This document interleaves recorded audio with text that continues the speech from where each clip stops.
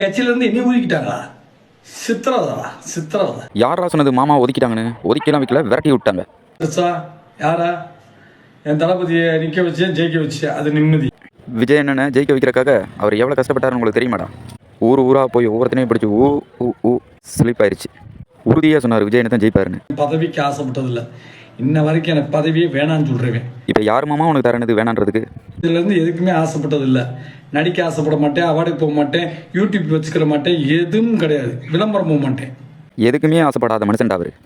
அவார்டுக்கெல்லாம் போக மாட்டார். ஆனால் போகிறேன்னு சொல்லி எல்லாத்தையும் 5000 10,000 காசை மட்டும் வாங்கி புரோக்கர் வேலை மட்டும் தான் செய்வார். நான் அந்த ரகசியத்தை வெளியே சொல்ல மாட்டேன் மாமா, ஒன்றும் கவலைப்படாதீங்க. எதுக்கு ஆசைப்பட்டிருந்தேன்னா இனி நீங்கள் பார்க்க முடியாது.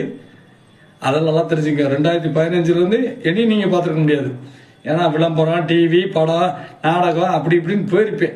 அதனால் ஆமாம், எல்லாத்துக்கும் ஆசைப்பட்டிருந்தேன்னா மாமாவை பார்த்துருக்கவே முடியாது. இந்த ஹாலிவுட் படம் டெர்மினேட்டர் அது மாமாவுக்கு தான் முதல்ல வந்துச்சு. வேணாம் சொல்லிட்டாரு, அதெல்லாம் எனக்கு வேணாம், செட் ஆகாதுன்ட்டார். அதுக்கப்புறம் தான் அந்த படத்தை அருணாள்ட்டு நடித்தார். மாமா விரட்டிட்டாங்கன்னு மனசுக்குள்ளே எவ்வளோ வேதனையாக இருந்தாலும் வெளியில் சிரிச்சிட்டே போகிறீங்க பார்த்தீங்களா? அதான் மாமா உங்கள் கெத்து. நீங்கள் எதையும் யோசிக்காதீங்க. நம்ம ஒரு கட்சி ஒன்று ஆரம்பிச்சு அதில் உங்களுக்கு சாமாவூ நினைக்கிற மாதிரி இல்லை. சாமாவூனா சட்டமன்ற உறுப்பினர், அந்த போஸ்டிங். கம்பி கட்டுற கதையெல்லாம் எடுத்து போடுறாங்க.